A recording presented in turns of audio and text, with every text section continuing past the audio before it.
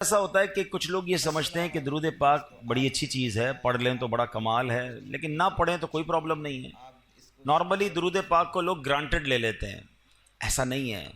درود پاک بعض موقعوں پر پڑھنا ضروری ہے، اور درود پاک سے دوری بعض اوقات ہلاکت کا سبب بن جاتی ہے۔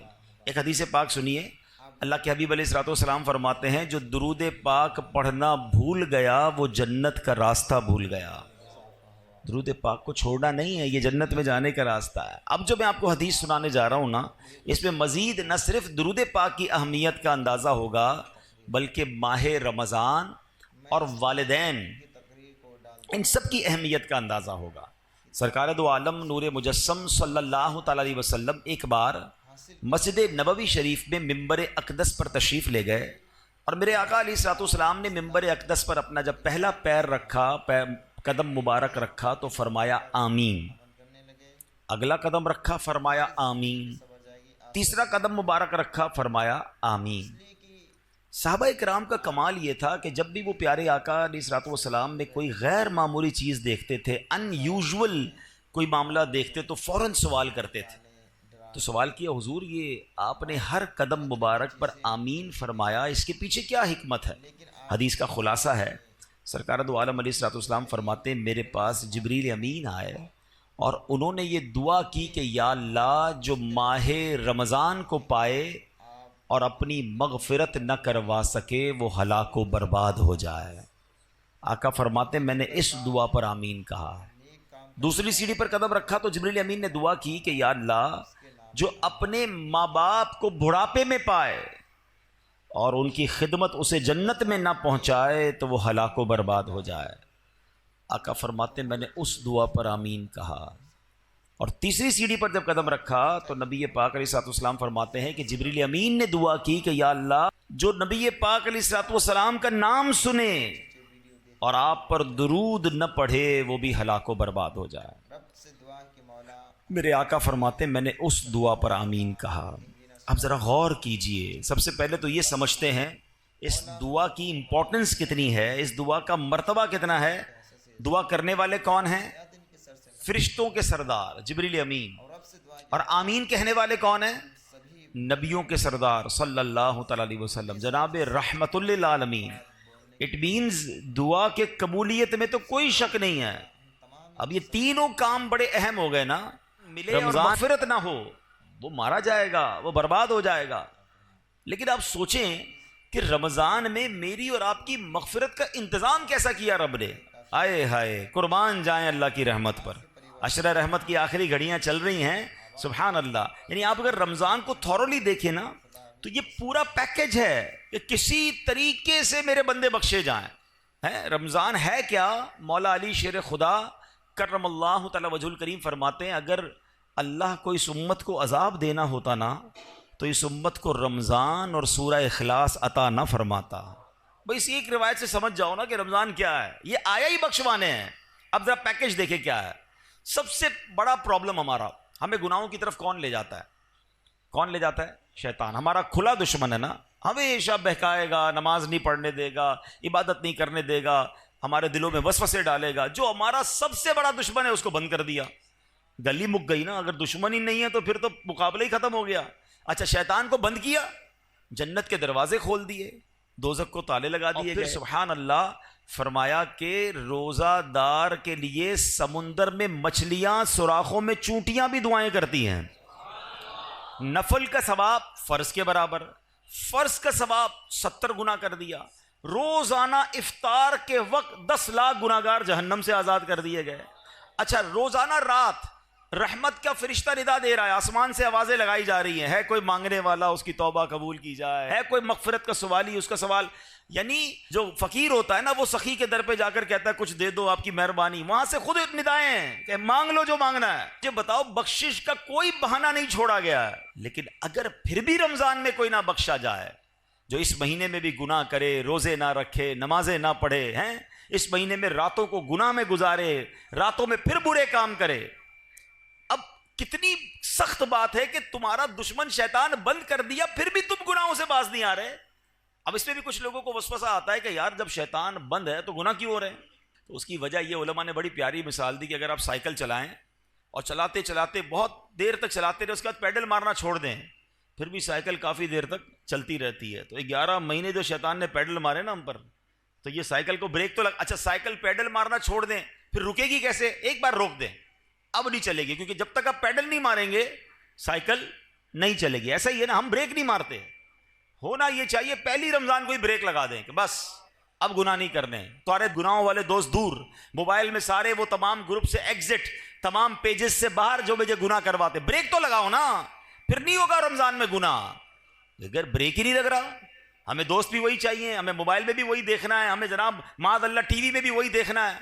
تو آپ سوچیں رمضان میں گناہ کی پنشمنٹ بھی زیادہ ہے، اس کی سزا بھی زیادہ ہے، مگر لوگ گناہوں سے باز نہیں آتے رمضان میں.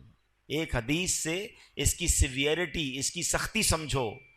حدیث پاک کا مضمون ہے جو رمضان میں ایک گناہ کرے، ایک گناہ، اس کے 1 سال کے اعمال برباد کر دیے جائیں گے. ایسا نہ ہو کہ رمضان میں کروڑوں بخشے جائیں اور ہم اپنی بری عادتوں کی وجہ سے مارے جائیں. رمضان کی راتیں گناہوں کے لیے نہیں، عبادت کے لیے ہیں. رمضان کھانے پینے کے لیے نہیں، یہ تلاوت اور سجدوں کے لیے آیا ہے. تو نمبر 1 اس دعا کو یاد رکھنا کہ نبی پاک نے آمین کہا ہے کہ جو رمضان کو پائے اور اپنی مغفرت نہ کروا سکے وہ ہلاک ہو جائے. دوسری کیا دعا تھی کہ یا اللہ جو اپنے والدین کو بڑھاپے میں پائے اور ان کی خدمت اسے جنت میں نہ پہنچائے تو وہ بھی ہلاک و برباد ہو جائے. اب سوچئے کہ ہم اپنے والدین کی کتنی خدمت کرتے ہیں. جب والدین کی بات چلی ہے نا تو چلیں پہلے میں ہماری امی حضور حضرت خدیجۃ الکبریٰ رضی اللہ تعالیٰ کا بھی کچھ ذکر کر لوں کہ کیا عظیم ہستیاں. 10 رمضان ان کا یوم وصال ہے. کمال کی حدیث سنیے گا، بخاری شریف کی حدیث. جب پیارے آقا علیہ الصلوۃ والسلام غار حرا میں تشریف لے جایا کرتے تھے، ایک دن یہ ہوا کہ پیارے نبی رسول ہاشمی علیہ الصلوۃ والسلام غار حرا میں تشریف فرما تھے. حضرت جبریل امین بھی بارگاہ رسالت میں حاضر تھے. اتنے میں مسلمانوں کی پیاری امی جان رسول اکرم صلی اللہ تعالیٰ علیہ وسلم کی زوجہ محترمہ حضرت خدیجۃ الکبریٰ رضی اللہ تعالیٰ عنہ دور سے آتی ہوئی نظر آئیں. آگے کیا ہوا؟ بخاری شریف کی حدیث سے پاک سنیے کہ صحابی رسول حضرت ابو ہریرہ رضی اللہ تعالیٰ عنہ فرماتے ہیں حضرت جبریل امین نے خدیجۃ الکبریٰ رضی اللہ تعالیٰ عنہ کو دیکھا تو عرض کیا یا رسول اللہ صلی اللہ تعالیٰ علیہ وسلم، یہ خدیجہ آ رہی ہیں، ان کے پاس برتن ہے جس میں کھانا ہے، جب وہ آپ کے پاس پہنچ جائیں تو انہیں اللہ پاک کا بھی سلام دیجئے، میرا بھی سلام کہیے، اور انہیں یہ خوشخبری سنا دیجئے کہ جنت میں ان کے لیے اندر سے خالی یعنی خولدار موتیوں سے بنا ہوا گھر ہے جس میں نہ کوئی شور ہے نہ کوئی تکلیف ہے. اللہ کا سلام، جبریل امین کا سلام اور جنت میں گھر کی بشارت. جب حضرت خدیجہ نبی پاک کے پاس پہنچی تو پیارے آقا علیہ الصلوۃ والسلام نے فرمایا اللہ پاک اور حضرت جبریل نے تمہیں سلام کہا ہے. تو اس کا جواب دیتے ہوئے حضرت خدیجہ نے کیا کہا؟ ان اللہ هو السلام وعلی جبریل السلام وعلیک السلام ورحمۃ اللہ وبرکاتہ. یعنی اللہ پاک سلام ہے اور حضرت جبرائیل اور آپ علیہ الصلوۃ والسلام پر سلامتی، اللہ پاک کی رحمتیں اور برکتیں ہوں. یہ مرتبہ ہے ہماری امی حضور حضرت خدیجۃ الکبریٰ رضی اللہ تعالی عنہا کا. مادر اولین اہل ایمان کی ہے یہ اس کی بزرگی و پاکیزگی، برگزیدہ ہے رب محمد کی بھی، عرش سے جس پہ تسلیم نازل ہوئی، اس سرائے سلامت پہ لاکھوں سلام.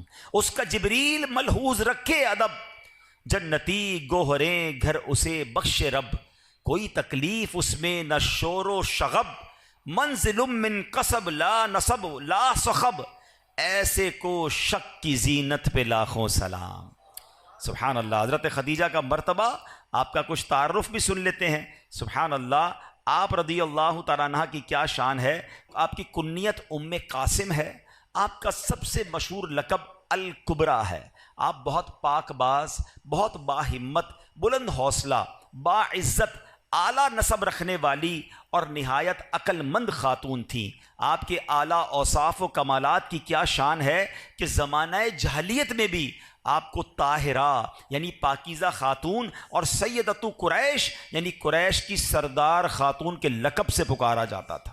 اسلام کا اعلان نہیں ہوا، اس سے پہلے کی بات ہو رہی ہے۔ حضرت خدیجہ کا ایک بڑا پیارا لقب صدیقہ بھی ہے۔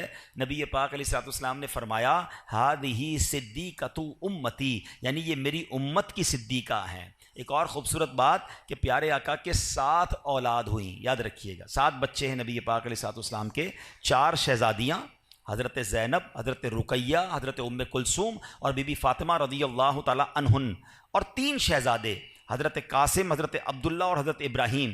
ان میں سے صرف حضرت ابراہیم جو تھے وہ حضرت ماریہ قبطیہ رضی اللہ تعالیٰ عنہ کے شہزادے ہیں، باقی ساری اولاد نبی پاک علیہ الصلوۃ والسلام کی وہ حضرت خدیجہ رضی اللہ تعالیٰ عنہ سے ہے، یہ یاد رہے۔ ایک اور خوبصورت بات کہ جب نبی پاک علیہ الصلوۃ والسلام نے ان سے نکاح فرمایا، پیارے آقا کی عمر مبارک 25 سال تھی، اور جب تک بی بی خدیجہ دنیا میں ظاہری حیات میں رہیں، میرے آقا علیہ الصلوۃ والسلام نے کسی اور سے نکاح نہیں کیا۔ اور ایک اور شاندار بات کہ تمام دنیا کے سیدوں کی، حسنی حسینی سیدوں کی جو نانی جان ہیں وہ حضرت خدیجۃ الکبریٰ رضی اللہ تعالیٰ عنہ، 65 سال کی عمر میں 10 رمضان المبارک 10 سنِ نبوی آپ کا وصال مکہ مکرمہ میں ہوا۔ آج بھی آپ کا مزار جنت المعالی مکہ مکرمہ میں موجود ہے۔ اللہ کریم تربت حضرت خدیجہ پر اپنی کروڑوں رحمتوں کی بارش نازل فرمائے اور ہم سب کو ان کے فیضان سے مالا مال فرمائے۔ آپ ایک رول ماڈل ہیں۔ پیارے آقا علیہ الصلوۃ والسلام کی زندگی کا جو سب سے ٹف ٹائم تھا نا، وہ اسلام کا جب اعلان ہوا تھا۔ اس سے پہلے تو لوگ بڑا پیار کرتے تھے نا، آپ کو صادق اور امین کہتے تھے، مگر جب نبی پاک نے اعلان نبوت کیا تو اس کے بعد اپنے پرائے ہو گئے، جان کے دشمن ہو گئے۔ مگر آپ کی زوجہ حضرت خدیجہ نے جو نبی پاک کو حوصلہ دیا، جو آپ کا ساتھ دیا، پیارے آقا علیہ الصلوۃ والسلام اپنے زندگی کے حیات طیبہ کے آخری لمحات تک حضرت خدیجہ کو یاد کرتے تھے کہ خدیجہ نے مجھے اس وقت ساتھ دیا جب میرا کوئی ساتھ دینے والا نہیں تھا۔ تو یہ بات سیکھنی چاہیے ہماری ماؤں بہنوں کو کہ اگر گھر میں مرد کسی مشکل میں ہے، پریشانی میں ہے، تو ہمیں اس کا ساتھ دینا ہے، تانے نہیں دینے، ٹینشن نہیں دینی ہے۔ اور یاد رکھیں میری وہ بہنیں اور مائیں جو مشکل وقت میں اپنے شوہر کا، اپنے بھائی کا، اپنے والد کا ساتھ دیتی ہیں، وہ اللہ انہیں سکھ کے دن ضرور دکھاتا ہے۔ اور جو ہم نے سنا حدیث، پھر آتے اس دعا کی طرف، حضرت جبریل نے دعا کی کہ جو اپنے ماں باپ کو بڑھاپے میں پائے اور مغفرت نہ کروا سکے وہ ہلاک ہو جائے، تو اس سے سوچنا یہ ہے، اس سے سمجھنا یہ ہے کہ ماں باپ کی کتنی خدمت کرنی ہے، ماں باپ کی کتنی دعائیں لینی ہیں۔ میں آج ایک تحدیث نعمت کے لیے، شاید کسی کو یہ بات ترغیب کے لیے مل جائے، اس لیے بیان کرنے جا رہا ہوں۔ میرے ابو جان تقریباً 30 محرم کو آپ کا وصال ہوا، اللہ پاک ان کی بے حساب مغفرت فرمائے۔ ہمیں یہ ضرور اطمینان ہے کہ محرم کے اسی مہینے میں عاشورے میں انہوں نے عمرہ بھی کیا تھا، اور حدیث پاک ہے کہ ایک عمرہ دوسرے عمرے تک گناہوں کا کفارہ ہے۔ والد صاحب نماز کے لیے گھر سے نکلے تھے اور راستے میں چوٹ لگی، اور اسی چوٹ سے وہ پھر دنیا سے چلے گئے، واپس نہ آ سکے۔ تو جو راہ خدا میں نکلتا ہے، اللہ پاک اس کو، اس سے اچھی کیا موت ہوگی کہ نماز کی حالت میں وہ تشریف لے گئے۔ لیکن میں نے یہ سوچا کہ ماں باپ تو چلے گئے، اگر ماں باپ حیات ہوتے تو ہم ان کے ساتھ کوئی افطار تو کرتے نا، ان کی کوئی افطار کی دعوت تو کرتے۔ تو میں نے اور میرے بھائی نے مشورہ کیا کہ اب نہ امی ہیں نہ ابو ہیں، ان کی مسجدیں تو ہیں، تو کیوں نہ ہم وہاں جا کر قرآن خوانی کر کے ایک افطار اجتماع ان کے ایصال ثواب کا کریں، تاکہ ان کی روح کو ثواب پہنچے اور قبر میں بھی انہیں احساس ہو کہ انہیں بچے ان کے بھولے نہیں ہیں۔ یہ بات میں نہ کرتا، مگر میں اس لیے اس طرح کی بات کر رہا ہوں کہ شاید وہ لوگ جن کے ماں باپ چلے گئے ہیں ان کو ترغیب ملے کہ خدا کی قسم آج اگر آپ کے پاس ماں باپ ہیں، واللہ یو آر سو لکی، جس کے پاس ماں باپ بھی ہیں اور رمضان بھی ہے، آئے ہائے ہائے، اور کیا چاہیے تمہیں کہ ماں کے ساتھ افطار کرتے ہو، والد کے ساتھ افطار کرتے ہو، ماں کی دعائیں تمہارے ساتھ ہیں اور رب کی رحمتیں برس رہی ہیں، اس سے اچھی تو کوئی بات نہیں ہے۔ تو پلیز ماں باپ ہیں تو قدر کیجئے، دعائیں لیجئے، ان سے ان کو راضی کرنا، یہ تمہارے لیے جنت کا سامان ہے۔ حدیث پاک کا مضمون ہے، جن سے ان کے ماں باپ راضی ان سے ان کا رب راضی، اور اگر ماں باپ ناراض تو رب ناراض، انہیں ناراض نہ کرنا، ہمیشہ خوش رکھنا۔ اور اگر ماں باپ چلے گئے ہیں تو انہیں بھولا نہ کرو، کسی نہ کسی بہانے انہیں تحفے پہنچایا کرو۔ ہم کیا تحفہ پہنچا سکتے ہیں؟ اب تو ان کو کوئی پیسے تو نہیں دے سکتے، کوئی سوٹ پیس بھی نہیں دے سکتے، مگر دعائیں تو دے سکتے ہیں۔ ثواب تو پہنچا سکتے ہیں. ہر بندہ اپنی حیثیت کے مطابق کرے. ضروری نہیں کہ آپ بہت بڑا افطار اجتماع اماں جان کے لیے کریں گے تو ہی ثواب پہنچے گا, پوری مسجد بنائیں گے. ہر بندہ اپنی حیثیت کے مطابق. آپ مسجد میں ایک اینٹ لگا دیں اگر آپ کی جتنی حیثیت ہے. آپ 2 کھجوریں کسی کو کھلا دیں کہ یہ میرے ابو کے نام کی ایک کھجور, یہ میری والدہ کے نام کی ایک کھجور. انہیں پتہ تو چلے, انہیں ان کی روح کو احساس تو ہو کہ بچوں نے یاد رکھا ہے, بھول نہیں گئے, بھولی بسری داستان نہیں بن گئے ہم. اور آج آپ اپنے ماں باپ کو یاد رکھیں گے, کل آپ کے بچے آپ کو مرنے کے بعد یاد رکھیں گے. تو یہ سلسلہ آگے بڑھنا چاہیے. ماں باپ کی وجہ سے ہم جو کچھ ہیں آج ہیں. اللہ جو ہمیں عطائیں فرما رہا ہے, انہوں نے دن رات ہمارے لیے دعائیں کی ہیں, تو ہمیں ان کی قبر میں انہیں راحت پہنچانی چاہیے. وقتاً فوقتاً انہیں تحفے بھجوانے چاہیے. عید آتی تھی تو ماں کو سوٹ پیس دیتے تھے نا, ماں کو تحفہ دیتے تھے. اب نہیں دے پا رہے تو کوئی مسجد میں صدقہ جاریہ والا کام کر کے امی کو ثواب پہنچا دیں, کسی غریب کا بھلا کر دیں. نیت یہ کریں کہ میں اپنے ماں باپ کے لیے کر رہا ہوں. آپ کو پتہ ہے ماں باپ کے لیے ایصال ثواب کرنا کتنی بڑی نعمت ہے. جو بچہ اپنے ماں باپ کے لیے حج کرتا ہے نا, یعنی اگر فرض حج پہلے کر لیا, اب نفلی حج کرنے جا رہا ہے اور نیت کرتا ہے کہ میں اپنے والدین کے لیے کر رہا ہوں, تو حدیثوں میں یہ الفاظ آتے ہیں کہ ماں باپ کو تو حج کا ثواب ملے گا, اس بچے کو 10 حج کرنے کا ثواب ملے گا. کمال کی ہستیاں ہیں, ان کی وجہ سے ہمارا ثواب بھی ملٹیپلائی ہو جاتا ہے. تو پھر کیوں انہیں بھولیں, خوب ایصال ثواب کریں, ان کی قبر پر جایا کریں. اور تیسری حدیث پاک کا جو جز تھا, تیسری دعا تھی کہ اللہ کے نبی علیہ الصلوۃ والسلام نے فرمایا کہ جو پیارے آقا علیہ الصلوۃ والسلام کا نام نامی سنے اور درود پاک نہ پڑھے وہ بھی ہلاک و برباد ہو جائے گا. تو خوب درود پاک پڑھیں, خوب درود پاک پڑھیں. اس مہینے میں درود پاک پڑھنے کی عادت ڈالیں. علماء نے یہ بڑا آسان کر دیا ہمارے لیے کہ اگر ہم کبھی نبی پاک علیہ الصلوۃ والسلام کا نام سنیں اور درود پڑھنا بھول گئے تو علماء کہتے ہیں دن میں ایک مخصوص تعداد میں درود پاک پڑھ لیا کرو, 100 بار, 200 بار, 300 بار.